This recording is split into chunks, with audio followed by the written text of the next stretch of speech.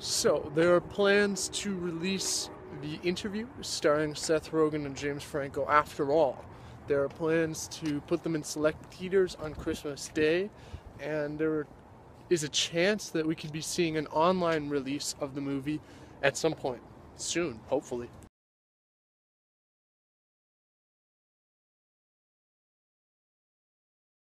A quick recap for anybody that didn't know what was going on.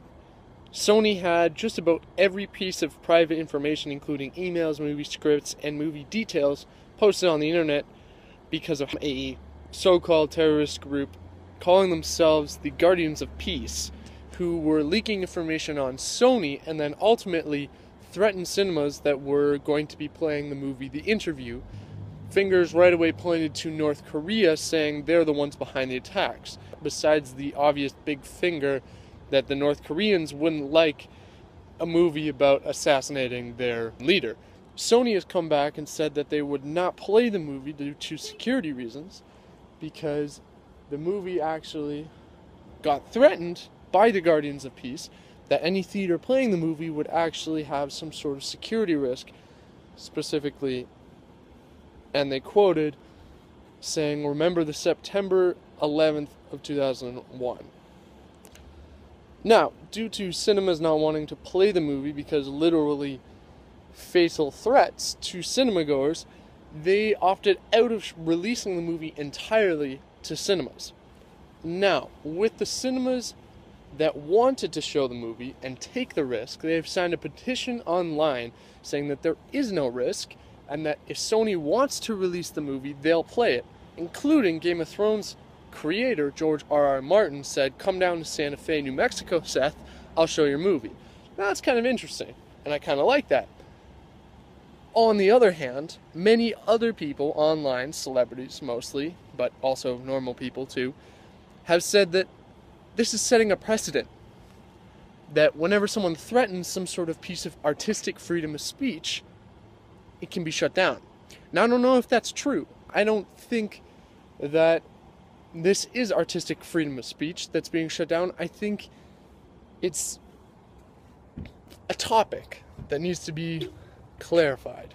When you make a movie threatening a dictator, you're obviously going to get threats. Sony is looking for a way to give the people the movie either way. They might actually release the movie online on Crackle, YouTube, or some sort of other format, maybe even Netflix, but Crackle seems to be the biggest rumor right now. But there's also word that there could be a one-day only release on Christmas Day at certain movie theaters around the United States.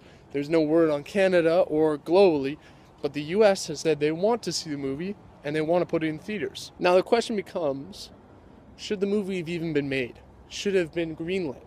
A movie that mocks the assassination of a dictator? Yeah, sure, it can be funny. Americans definitely would think that's funny. They shouldn't have done it a real person. They should have made it not Kim Jong-un, one of the last dictators on the planet. Debatable whether that was a good choice or not, but Sony greenlit it. Question is, should it get released? Artistically, sure, it should get released, but Seth Rogen and James Franco should realize the consequences that may entail from releasing the movie. Sony definitely is weighing their options. I think that the movie should get released. I think it should. It's out there already. People know about it. People want to see it. It's going to get put online somehow, some way. I've already seen the end scene. It's leaked online. You can find the end scene, the Kim Jong-un death scene in the movie, The Interview. You can watch it online somewhere.